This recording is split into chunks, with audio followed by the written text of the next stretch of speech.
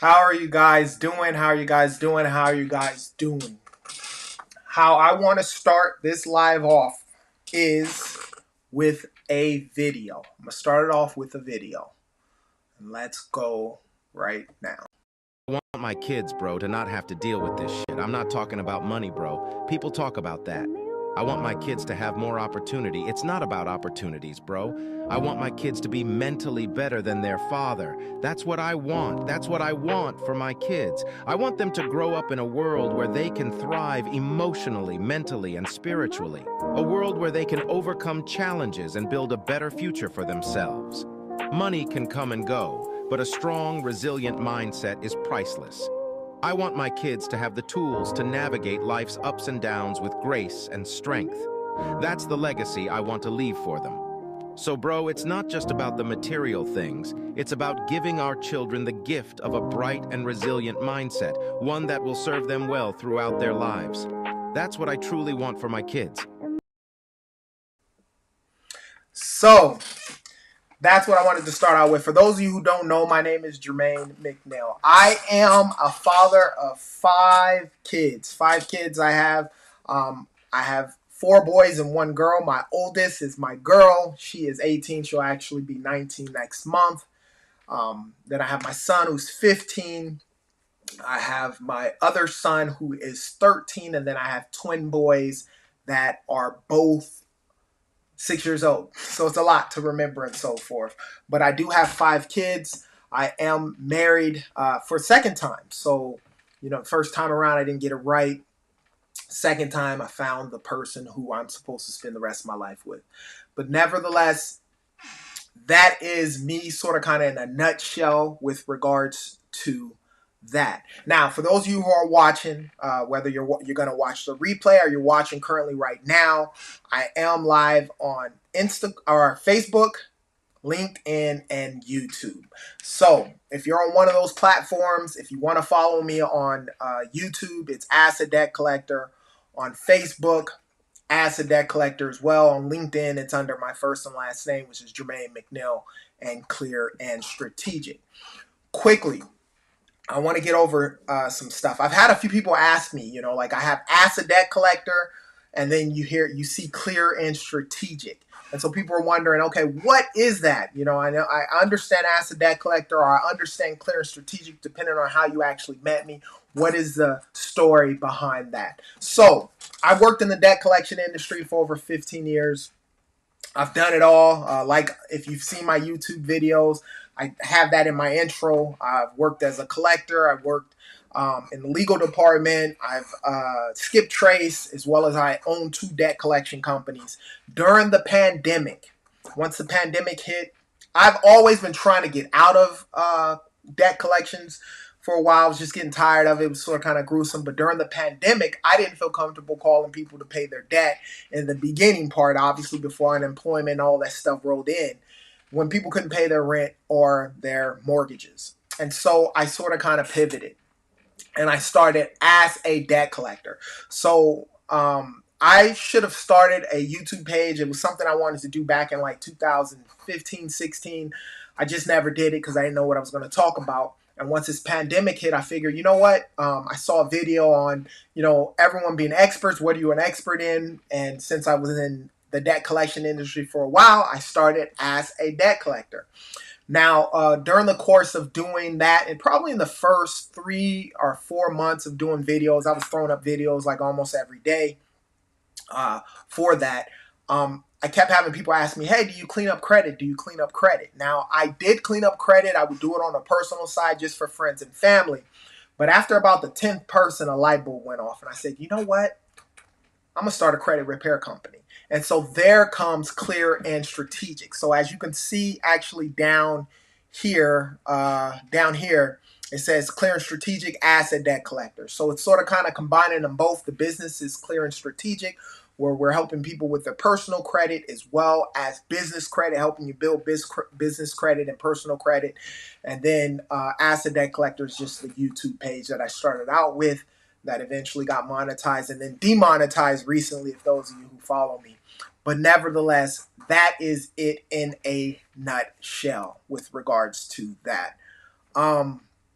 If you have any questions about credit or debt in general, put it down in the comment section. I plan on answering those questions as soon as I get past this stuff. I probably got like another minute of talking, and then we can get down to the nitty gritty.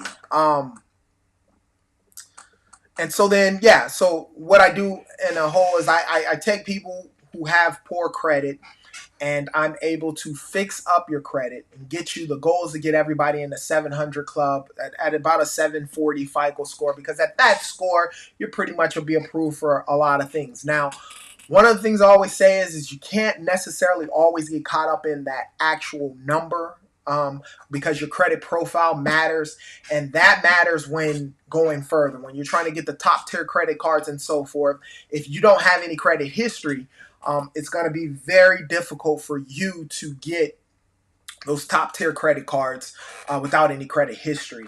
And so sometimes those numbers, I've had individuals with like a 760 credit score. They only got one credit card. They probably had it for about a year or whatever the circumstance is. They pay on time. It's a lower balance, like a $500 balance. Not get approved for certain credit cards when a person who has like a high 690 FICO score, but their credit profile, they have cars, they have a credit mix and so forth, and they'll get approved for stuff. And so that's why I say try not to get caught up in the actual numbers so much as the credit profile. But nevertheless, I know we look at the FICO number or the Vantage score, but typically the FICO score. And so that makes a lot of sense with regards to that. So let's get into it. So one of the things, and I hope, if your credit score is on the 4s, the 5s, or 600s, down below, there should be a 20-minute free consultation. Sign up with me. We can figure out where you're at, figure out what's going on with your credit, figure out what your short and long-term goals are, and get you into that next, into the 700 club, to where you can be approved for credit and so forth with regards to that. Those of you trying to build business credit, same situation. Sign up for a 20-minute consultation. We can do that. I do have some stuff on the way that I am working on that should be coming within the next 2 weeks. I'm not going to speak on it necessarily now until it actually is ready to come forth to help you guys out on your journey. Another thing, if you want to get, there are a bunch of people that I gave text messages to and so forth with regards to the business information, free information with regards to credit and debt. You can join our email list as well as our phone number list. One way you can do that is by downloading our free letter bundle. Free letter bundle, you'll get a goodwill letter, a cease and desist letter, as well as a pay to delete letter. And then there's a third letter that I'm slipping my mind on. A debt validation letter. You can get all three of those absolutely for free. You'll get on the list with regards to that. Now all of that stuff is set aside. I want to open up questions and answers. I plan on being on here for about 20 to 30 minutes. If it goes further, if we're getting a bunch of questions and so forth, I definitely don't mind doing that. And so I will go further with regards to that. So I know that there are about 2 people in here. I can't see who you are on the live, but if you do have any questions, put it in the comment section, whether you're on LinkedIn, you're on YouTube, or if you are on Facebook. If you're watching this from Facebook, feel free to do that. And then the next thing I was going to ask is for you guys to like the video if you are liking the information. So last week, or the week before last, one of the things I did for all the people who get my free letter bundle, you're the ones who actually got a text message. I sent a text message to everybody and I said, hey, for this time now, if you have any questions about credit or debt, send those questions to me and I'll answer them for you. And I figured, you know what, by answering this, just in case I didn't get anybody who had any questions live, I can pull these questions up and actually answer them for you guys who are watching it live, as well as anybody who watches it later, the replay, whether it's on Facebook, YouTube, or LinkedIn. So let me do this. I will pull up one of the first questions that I had received. Let me pull this over. Okay. A question that someone asked was how to get inquiries deleted off of your credit report. Now, Getting inquiries delete off your credit report is something that can happen in two different ways. You can dispute the inquiries on your actual, you can send a letter to the credit bureaus, which is what I recommend that you do. But you can dispute the letter. You can send a letter to the credit bureaus disputing the inquiries, and you have to obviously have a reason to dispute those inquiries, right? I know a lot of times when you go, if you're not following me and you're not applying for a car the correct way, if you go to these car dealerships and your credit is not so good, you may apply for credit. Apply for a car. And I know it's happened to me. I'm pretty sure it's happened to some of you guys as well, where you'll apply for a car, your credit's not so good, and what they'll do is basically send your information out to a bunch of lenders. And all of those lenders, what do? They pull a copy of your credit report. By pulling a copy of your credit report, it's a hard inquiry. I've seen people have as much as 30 inquiries pulled all around that same time span, because as a car dealership or a car salesman, they're trying to make a sale. And because you don't have cash, obviously, to buy the car outright from the car dealership, you got to get financed for it, right? You got to go through underwriting with regards to getting approved. So what they'll do is they'll mass send it out to a bunch of hard money lenders if your credit is bad, and then they'll all do a hard inquiry, dropping your score each time, trying to get you approved. Then you'll come back and you'll have 25 inquiries. Typically, you don't want to have more than 2 inquiries in a 2-year time span. Sometimes 3 is okay. And if you have 25 inquiries, when creditors are looking and vetting you, they're going to definitely say, uh-oh, there's an issue. This person is risky because you have a bunch of inquiries. And a lot of times that happens with the trying to get a car loan. And those type of inquiries is you can actually get those removed off of your credit profile by either sending a letter to the credit bureaus and saying that you didn't authorize the actual inquiries to be done. You can do it online. I don't necessarily recommend that in particular, just because if you do dispute something online, that's why they make it so easy. It's just a button. You don't have to mail anything with regards to that. If you do dispute something online, a lot of times once you do dispute it, depending on what credit monitoring service you actually disputed on, there's small print which basically states that if you do dispute it, whatever the outcome is after that first dispute, you can no longer redispute anymore. So then you lose a lot of your rights with regards to that. And then another thing is obviously calling. I do have a DIY issue. I do have a DIY step-by-step thing with regards to showing you how to do that. It is not easy. Let me just tell you flat out. Right now, with disputing inquiries and accounts and so forth, it's not easy. It's going to take some time with regards to that. When you're calling them, you might have to call 2 or 3 times to each of the credit bureaus, and obviously to get those accounts removed, the inquiries removed off of your credit profile. Now, understand something. When you're getting inquiries removed off of your credit profile, you don't want to dispute accounts that are attached to trade lines that you have. What do I mean by that? If you have a Capital One credit card that you got approved for, and let's say you tried to, and then you got some more inquiries through Capital One, unless it's separate, like an auto loan or whatnot, if it's a credit card inquiry, you don't want to dispute that, because if you dispute that, there's a possibility they may remove the account. Sometimes they even close your account out. I've seen where people have disputed accounts that were actually open. They close the account out, and you lose the trade line, which will hurt your credit profile. So be careful with that. With regards to that. So I'm not going to only answer these questions. So if anybody has any questions, put them in the comment section. Feel free to do so, and I will actually answer those questions. So since I'm not seeing any in here now, if you are brand new, like this video. It'll help out with the algorithm later. But we'll go to the next question that I was asked here. How do I get paid items off my report? When offering to pay an account off, what percentage do I offer? So this is 2 questions. So we'll answer the first question. How do I get paid items off of my credit report? Now, let me move this over so you guys can see my face. getting paid items off of your credit report. Basically, what they're saying, for those of you who don't understand, is let's say you had an account with Capital One that went to collections, and you end up paying the account off, right? So when you look on your credit profile, it shows a zero balance. It shows the collection account, but it's actually a zero balance. How do you get that removed? There are a couple ways with regards to trying to get that removed off of your credit profile. The first one I would say is what we do, which is factual disputing, right? You look at the account, and if it shows any inaccuracies across all three of the credit bureaus, you can actually get that account removed off of your credit profile by sending a letter attacking those issues with regards to that.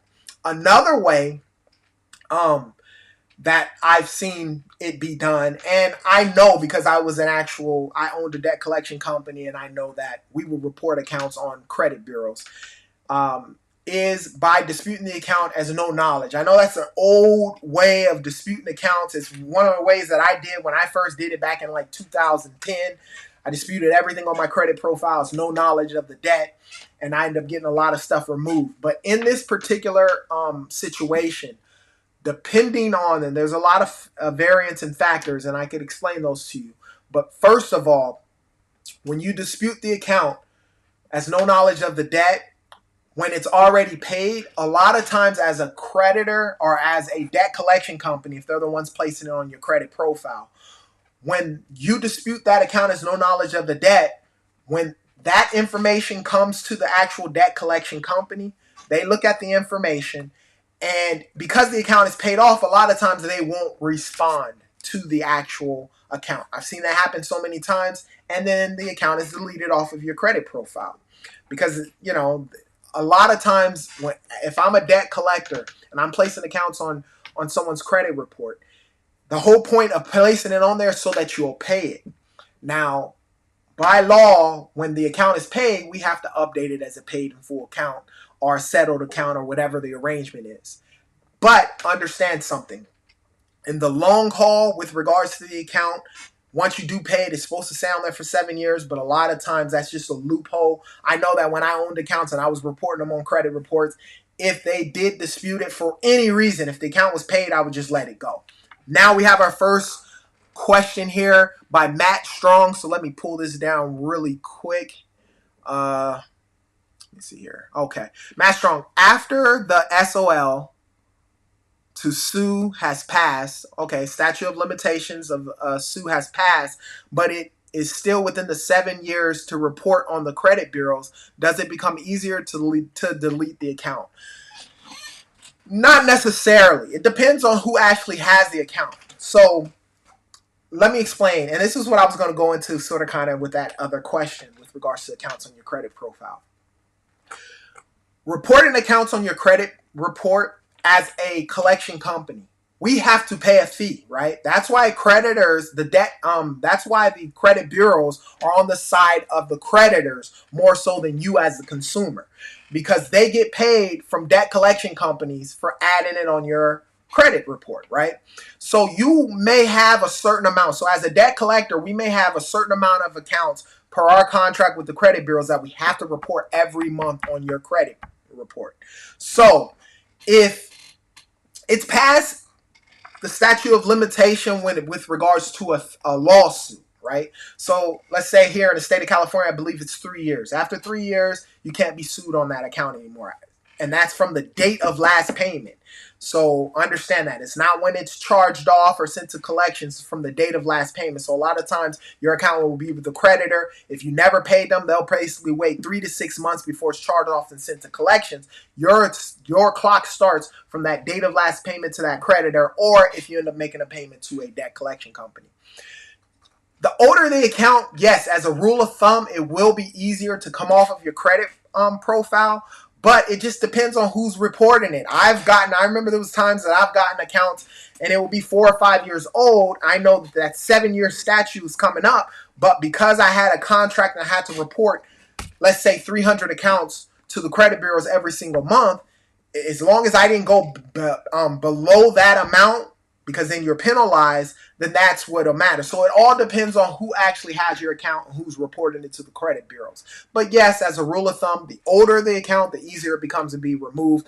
But that's not across the board. I've had people who had brand new accounts and we've gotten them removed, a year after being late, and they could have obviously still been sued. Been able to get those accounts deleted. But understand, because it's a newer account, typically, if I had an account and I owned a debt collection company, when I owned my debt collection company, and it was a newer account, and it wasn't able to be reported on your credit bureau, I would take that account with a bunch of other accounts that we may not have been able to collect on, and we package it up and sell it to the next collection company. And the next collection agency gets them, and depending on their agency, they may place it back on your credit profile again, right? And there's some rules and so forth with regards to placing it on there, because if the credit bureaus know that it was deleted and another company placed it on there, there are some rules with regards to sending you as a consumer a letter letting you know that. If you don't get that, there's a way you can still dispute and get that off. Hopefully, Matt, I answered that question. I know it was sort of kind of long, but yes, that is the situation with regards to accounts in general. If you have any questions, put them down there. Otherwise, I'll answer the questions that I had from individuals where I sent out who downloaded my free letter bundle. So if you want some special treatment in that aspect, everyone who downloads that free letter bundle, you have to provide obviously a good phone number and an email to get the actual letter. And then every once in a while, I'll ask questions with regards to credit and debt, and have people, if they had any questions, you have access to me. You could text me, and typically within 24 hours, I'll get back to you. But for the most part, it's immediately. But let's go back to the question, the second question, which says, when offering to pay an account off, what percentage do I offer? So we're going to talk about negotiating your debt.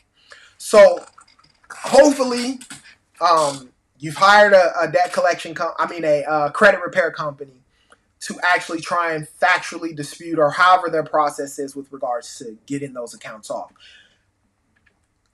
The reality is, when hiring a credit repair company to get rid of derogatory accounts on your credit profile, all the accounts are not always deleted. So you'll come to a point at where you have to settle out the accounts. I do have a program called Debt Negotiator Pro. It'll teach you how to do that, negotiate, and so forth. But because they ask specifically, it all depends on your finances, right? So you owe $1,000. I'm going to use Capital One just because they're such a universal company. Everybody knows them. Everybody's probably dealt with them. So you have $1,000 account with Capital One. Realize, the newer the account is, the less likely the company is willing to settle out on that account. The older the account is, which probably has exchange hands and so forth, the more. And the reason why is because the older the account is, depending on what agency buys the account, they're paying less for that account, right? Yes, it's pennies on the dollar. Everyone always says that, but you're buying in bulk. So it's not like they're just buying your $1,000 account. They're buying, $500,000, million, $2 million, $3 million, and plus $10 million worth of debt. And that, yes, they're paying pennies on the dollar. The newer it is, the higher that penny percentage is. I've seen 20 cents on the dollar, as low as half a penny on the dollar. I've paid that with regards to it. So what you want to start out with, and what I say is, it depends on your finances, right? So I always say, rule of thumb, always start out at 50%. Now, it depends on how much money you have. So if you had $500, you don't want to start out with $500, because most debt collectors are trained. It's how I trained my debt collectors and myself. When you start off with a number, we're going to always go up. So if you only have $500 or 50% of the amount to settle, go lower. So say you have $300. So that way it gives yourself the $200 wiggle room with regards to paying. And your story always matters, and your attitude matters. Okay, we have another question from Matt. Under the conditions of my previous question, if I sue the credit collector, is it possible for them to get any money out of me even if they win? When they automatically delete the account then. All right, wait. Let me slow down. Okay, so under the conditions of my previous question, if I sue the credit collector, is it impossible for them to get any money out of me even if they win? So what do you mean? So that you're suing them for a FDCA violation is what I'm guessing, why would you be suing the debt collection company? Unless you're saying if they're suing you. So if you try and sue a debt collection company, typically it's for an FDCPA violation, which means that they're either calling you, they probably third party disclose your debt to somebody else outside of yourself, or whatever the circumstance is. If you go to sue them and you lose, can they still collect money from you? Yes, depending on what the judgment is, right? If you go and you win, sometimes I've seen where people, they've gotten an FDCPA violation and they have to pay. Wait, did someone say something? No.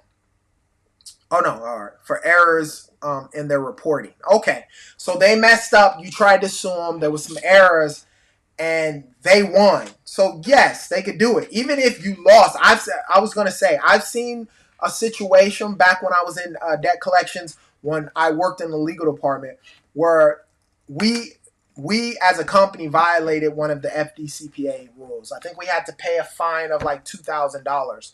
In their stuff, their attorney did not state, because typically when you lose, they'll say you have to close the account out and you have to pay the fee. But for whatever reason in the paperwork, that didn't happen. So we were still able to go after them. So it all depends on what happens in your paperwork with regards to the account. If you lose, typically then yeah, if you tried to get them and they did some errors and then for whatever reason the judge sides with them, then chances are you're going to have to possibly pay. Remember, it's past the statute of limitations to sue me.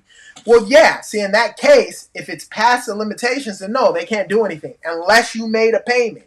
So yeah, no. Once it's past the statute of limitation with regards to suits, so there's two statute of limitations, and it depends on what state you're in, right? So yeah, if it's past the time for them to actually sue you, and then you take them to court with regards to the account, as long as you're not making no payment on that balance, then yeah, it's still past that time span. Once you lost because of whatever reason, the judge or the magistrate judged in the credit company's favor, they can't sue you. No, but they can always call you to try and get you to pay.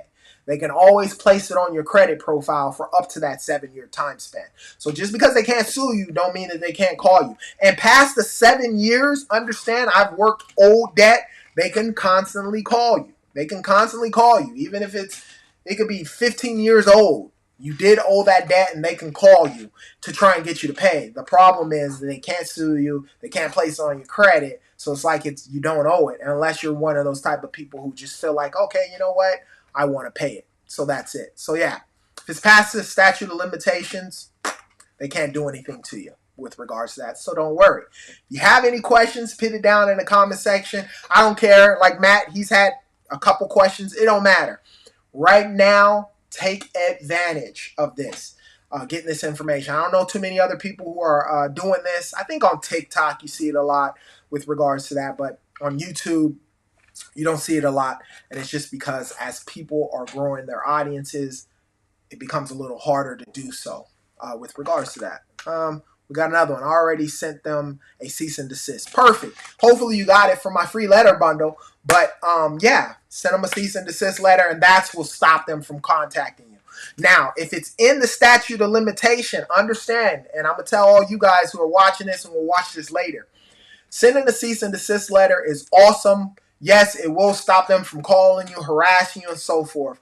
But as a debt collection company, if the account is, because Matt, you said it was out of the statute of limitation, but if the account is in the statute of limitation with regards to suit, that gives the company grounds to sue you even faster. So be careful with those cease and desist letters. If you know, and you got the only way you're going to find out is depending on what state you're in. All you have to do is Google what is the statute of limitation for someone to sue me on a credit card account or whatever type of account it is, and it'll give you that time span.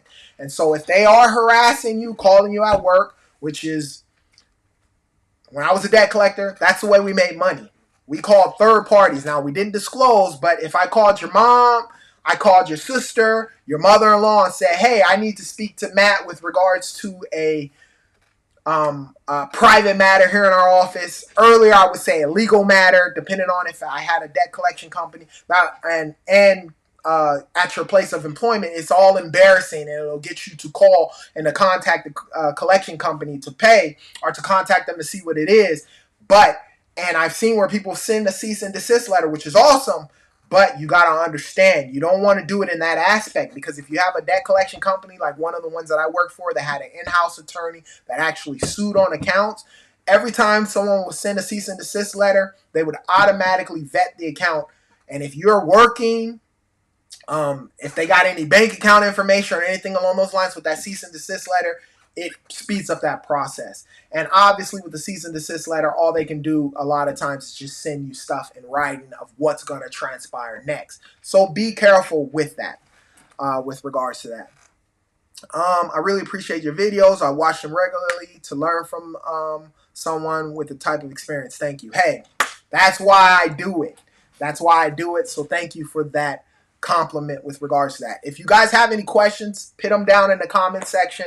I promise I'll answer those questions. Hey, there are no dumb questions, number one. And number two, don't be embarrassed, man. You'll be surprised how many people may be having something with regards to something, a question, and you might not want to pitch your business out there or whatnot, but it will give your name. It depends on what your YouTube thing is, but you'll be surprised. You might ask a question that everyone wants to know.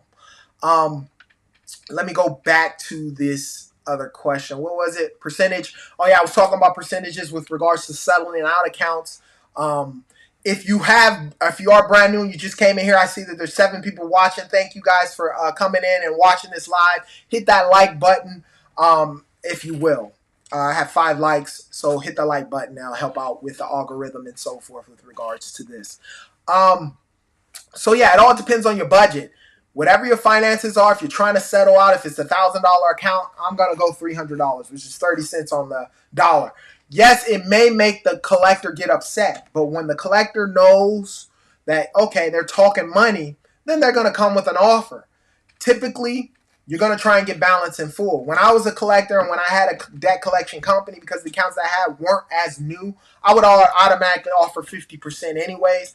But you want to give yourself wiggle room. If you got a $1,000 account and you only got $700, you're not going to want to start out with $700 because they may go up to $800 or $850. A good negotiator is going to go up. Whatever you offer, they're not going to accept right off the bat. They're going to go up. And if you do offer something, just like with buying a home or anything along those lines on the investment side, if they accept your offer right off the bat, unfortunately, you gave too much right off the beginning. So you always want to go lower. But if they do accept it and that's what you had and that's what you're going to pay, that's all cool. But you always want to start lower, give yourself wiggle room, and then you can go from there. Let me see another question. If there are not any questions from anybody currently watching now. I remember this lady here. Let me see here. Let me pull this over. Matter of fact, she's asked a couple questions, but let me make this bigger so I can read it and you guys can read it. She said, I really want to take advantage of you today and today's offer. I have 3 more questions. So similar to what I'm doing on live, for those of you who download the free letter bundle, if you haven't, in any of my videos, you can click the link absolutely for free. You provide your information, you'll get that. And because you've provided that information, I go a little further and I do this and I help you guys out. But here we have some questions about businesses. So the first one is there any way to avoid a dealership running your personal credit if you want to lease a vehicle under your business EIN number? Let me shorten this so I can answer this question. So trying to get a car in your EIN number, which is like your business number, it's smart to do because obviously if you're trying to apply for a home or something in your personal business name, it doesn't show. It's on your business side, so it's hidden. There are banks that actually do it. I can't remember. I know I did a video. If you look in my on all my videos I did, it was like 3 banks that actually will approve you through your actual business EIN number. But the main way to know is obviously they're going to be bigger banks. Once you go, not those pot lots, but once you go to one of these bigger banks, you ask them, say, hey, I want to apply for a car, but I want to get it in my business name, and I only want it to be ran through my EIN number, because a lot of them will still try and run your personal social security number. And so they'll tell you, but you just got to tell them. And typically they'll have a business in-house or they'll have like a business department or whatnot that does financing for it. I think Capital One is one of the companies that actually do it, which you can do it online. But understand, just because you get an EIN number, if you don't have any business credit established, it's going to be hard to do so unless you have a lot of cash flow going through that business and you can actually show that you actually have that. But there is a possibility to do that, and it's what I recommend everybody do if you can. Which business credit cards do you recommend? I think I got a question here. All right, so I'm going to answer the question. This comes first. Jessica, how are you doing? Question. My son was summoned with a Discover Bank. I'm in New York, and the statute of limitation here is 3 years. My son started with Discover in 2020, and he stopped paying last year, 2022. How I know it's within the statute of limitation. Statute of limitation goes from the date of last payment. So a lot of times people confuse and think, oh, I opened this credit card up back in 97. It don't matter. It goes from the date of last payment. So if the statute of limitations is 3 years, and it depends on when his last payment from the Discover card was, and in order to get that, you can contact them. So see if your son, so if his last payment was made with Discover directly, you can contact Discover, call them up, call the 800 number and say, obviously it would have to be your son, unless he gave you authorization to speak on his behalf. It may be hard. Have your son there and call and say, hey, when was my last payment on this Discover card? They should be able to look through the records and tell you. Now, if Discover's suing you, chances are they're in that time frame. But in order to find out is that date of last payment. Now, if you made a payment and then let's say later down the road, 6 months down the road, they were calling you, and then you made another payment, even if it was a $5 payment, the clock starts at that time span. So that's when it starts with regards to that. Hopefully that answered your question, Jessica, with regards to that. But yeah, that's when the clock starts, is from the date of last payment. The way to find that out is by calling the original creditor and seeing that. Or if it's with a debt collection company, the last time you made a payment, you should be able to look through your bank statement, and that's when that clock starts with regards to that. 2020, he stopped paying last year in 2022.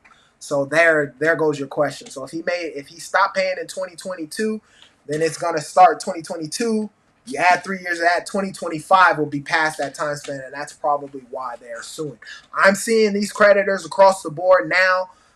Capital One, Discover, American Express, they starting to sue right off the bat if they know they can get something from you with regards to that.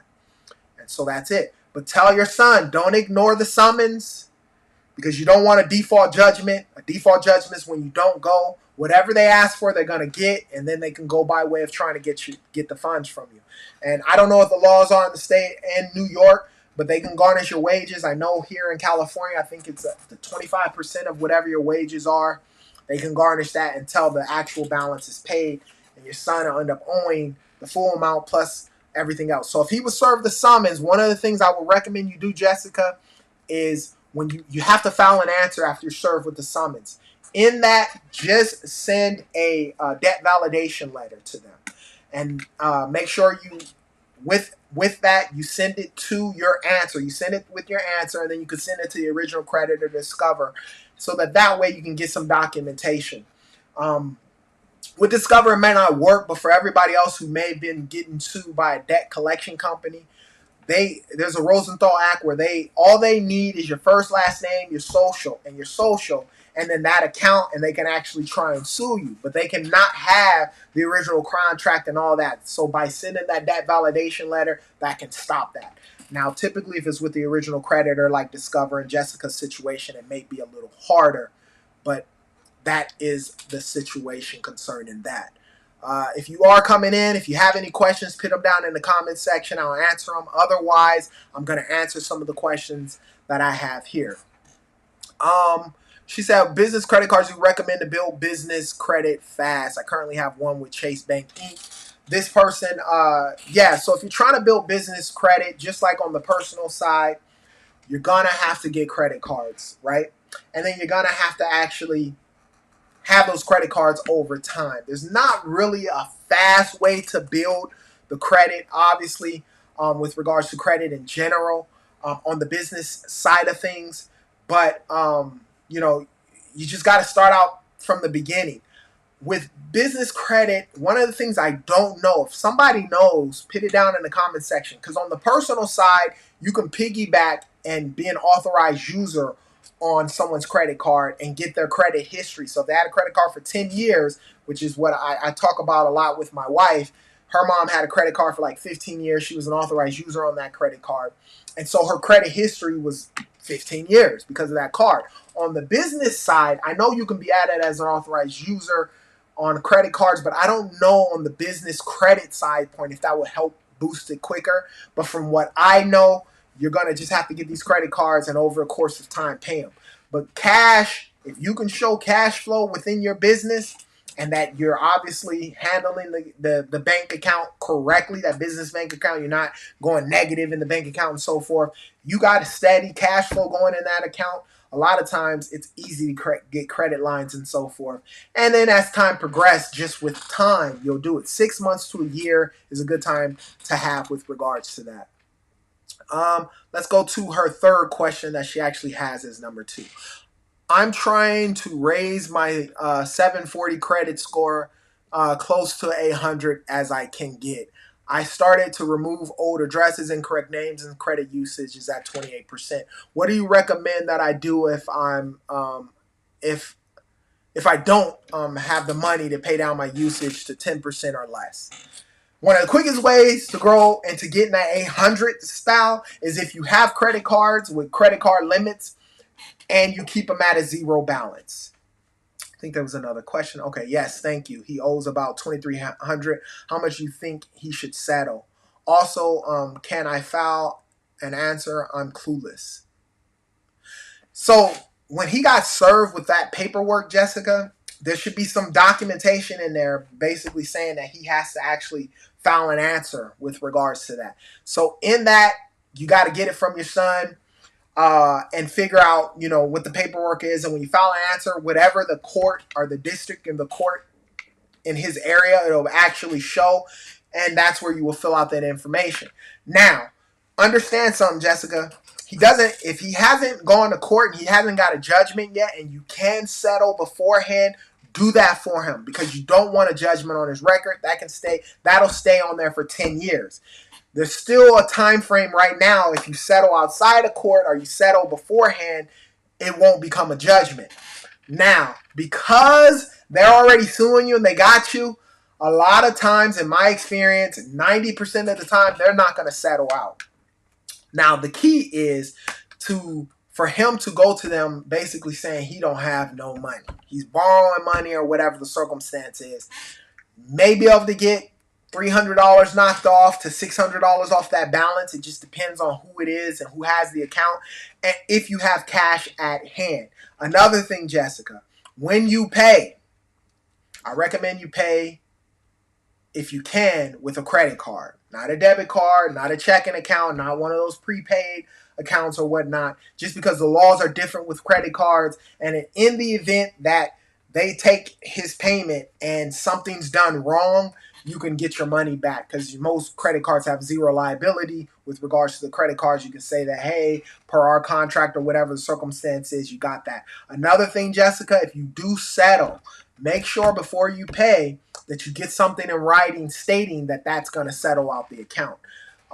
Another thing that you could possibly do if you guys can't afford to pay in a lump sum is when you're talking to the company, typically the attorney or someone who's actually handling this file.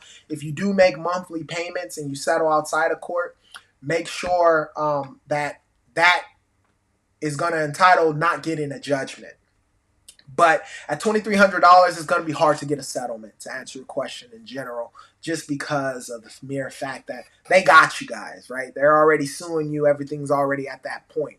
Typically, you're going to get more settlements earlier before they're actually suing you. But it never hurts to ask. If you got $1,000 and that's all you guys have, call them up and tell them. And they may counter offer or they may say, we only accept $2,300 because it's relatively still new. It's not like they sold it to a creditor, and so now they want to try and get pennies on the dollar with regards to the account. So understand that. Those of you who are still in here watching, if you have any questions, put it down. I am going to finish up with this last question here, unless someone has a live question. So this is what I was gonna say. This is a prime example of someone being at like a 740 versus trying to get to the 800, an 800 FICO score. When you're trying to apply for a brand new house and you have a 740 FICO score, typically that's going to be the best score that you're going to get. So whether you had a 740, when they look at all three, they take, you have a high score, you have a low score, they're going to take the middle score when it comes to buying a home. This is not the same with credit cards and all that stuff. But when it comes to buying a home, they take the middle score. Let's say your middle score is at a 740. You're going to get the best interest rate because you're considered at very good credit. Now, depending on your debt to income ratio and so forth, that'll factor in whether you can get approved. So you can have an 800 credit score and not get approved for a home due to the fact of your debt to income ratio, depending on the amount that you're trying to get approved for. But typically at about a 740, that's why it's my goal to get everybody at a 740. It don't really matter anymore. You're not going to get extra lower interest rate once you get at about a 740. Whether the person has a 740, somebody has a 780, someone has a 7, their middle score is an 800, that interest rate is going to be the same. So that's what it is. But, I mean, it's more of like a puff your chest out type thing to get in the 800s. And one of the only ways you're going to do that is your credit utilization. If you have a bunch of credit cards, obviously you have to have your credit mix, your credit history, no late payments, and so forth. But in order to get to that 8 is when I find that people, like, let's say for instance myself, I have like close to $250,000 worth of available credit on the personal side. And if I have 3% utilization on my credit cards, my credit score drops. When I get it back to 0, that's typically when I'll get in the 800s. But it don't really matter. Don't get caught up in the 800. I know it's a flex. It feels good. But after about the 740, you're going to get the same stuff the person does at the 8. Now, when you're trying to get leases or when companies are advertised, come get this car, 0% interest. You can get finance for it. And it's for people with good credit. A lot of times that's where they want you, like 780, 800 FICO score with regards to that. But that's that. So it's not, you don't want to get caught up too much on that. Again, if you have any questions, put it down in the comment section. I'll answer them. Otherwise, I have another thing, another question that someone asked. And this is, I believe, the same person. Okay. This is what they said. I leased a Lexus under Toyota Financial, Toyota Motor Credit. I had one late payment due to the COVID hospitalization in December of 2021. When I realized I had missed the payment, I paid double in January 2022.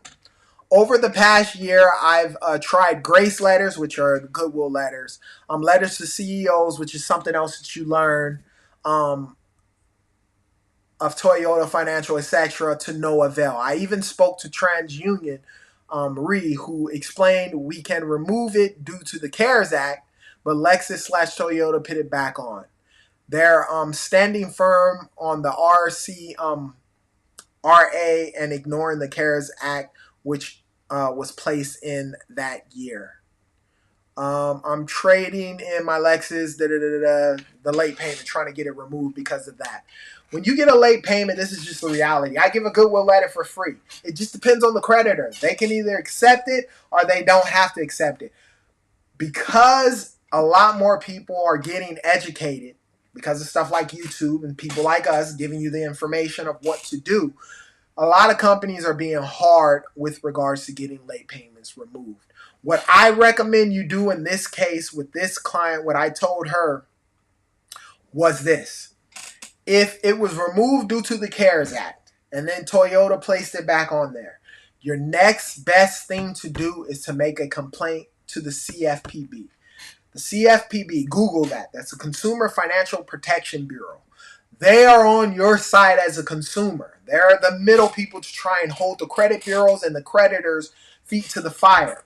So one of the things you're going to want to do in that case is have all of your documentation, have where it was deleted, have the CARES Act with regards to that. Once the CFPB gets the information, they'll basically submit it to the company, Toyota, and that instance with regards to that late payment. And if law does require that they remove it due to the CARES Act and because of the pandemic, then they'll make them actually have to remove that late payment. And sometimes that's what you're going to have to do in general with regards to that. We are at this time, what I will do, if there are any other questions, Jessica, thank you for asking. And Matt, hopefully I helped both of you guys with regards to stuff, with regards to questions. If there are any other questions, put it down in the comment section. I promise I'll answer that question. If not, we are rolling towards the end of this. Now, I'm going to be trying to go live, I'm going to say once a month. With regards to that. Every time it's not going to be a question and answer thing. I'll probably make a topic with regards to something that's going on, something that I'm seeing, some new law that may be coming out, a bunch of questions that I may be getting to answer in general, like I did with regards to this. To get better access to everything, download my free letter bundle. That way we'll get your information in our system. We send a bunch of information with regards to credit and debt information absolutely for free to help you on your credit journey with regards to that. Those questions that I was asking, and were all people who got my free letter bundle because they're in our system. And every once in a blue moon, I'll even do that. I'll even answer that. If you haven't, my biggest platform is YouTube. I have about 2,400 followers on there. And that's where a lot of my information that I put is on there. Yes, on my Facebook and my LinkedIn, I do throw a lot of my videos and so forth, shorts and so forth with regards to that. But to get direct access to me and to see more content of the stuff that I've done, YouTube is probably the best avenue and a place to get that information from. So I'll ask again if there are any questions about credit or debt. Put it down in the comment section. I will answer it currently right now. And if the time does pass, hey, for those of you who may watch this replay, if you have any questions about credit or debt, put it down in this comment section. I will answer it. I will get to it. But as time progresses and as I keep growing, the plan and what I believe will happen, I will get up to 100,000 subs. I will be doing a lot more. It will become harder to answer these questions. So for those of you who find me earlier, take advantage of it now with regards to that. Now, if your credit score is in the 4s or 5s or 6s, chances are you do need credit repair. Sign up for a 20-minute free consultation with me. It will be directly with me. And we can see where you're at, see what your goals are, short and long term, and figure out the best plan to get you to where you need to be. Remember, credit repair is just not another bill. This is my tag. Credit repair is just not another bill. It's a down payment on your future. It's so true. And another thing that I want to tell you guys, I don't care what your situation is, all credit can be repaired, can be restored, can be fixed. If you are in a situation where things are tough and you don't know what to do as far as your credit goes, don't lose hope. We can get your credit fixed. You can do it on your own. Your credit can be fixed. Even at the worst case scenario, if you got to wait 7 years and start all over, you have that option with regards to it. All debts forgiven after 7 years from the date of last payment. Now, unless you're in Ohio, something I learned back when I was in my debt collection days, you can be sued up to 10 years in Ohio, which is crazy. It could be off your credit profile, and they still have 3 years to sue you with regards to specific debts. But it depends on what state you're in, and the only way to find that out is by Googling it, and you can find out what your statute of limitation with regards to suits. That matters big time, because if you're in that time span, in that window, it changes a lot with regards to settlements and so forth with regards to everything concerning that. Thank you guys for joining this live. I will continue to do lives to help you guys out on your credit journey. I remember when I was trying to clean up my credit in the beginning, when I didn't know anything about credit, it was very difficult. So to have somebody to explain some of the nuances and to encourage you and to push you and understand in this day and age, it's not as easy cleaning up your credit because you have a lot more companies that are suing you and doing more to get their money off bat. But nevertheless, all credit can be restored. And again, Credit repair is just not another bill. It's a down payment on your future. Thank you guys for tuning in. If you have any questions, put it in that comment section. I promise I'll answer those questions for people watching the replay. And you guys be great. Till next time, I'll see you guys then.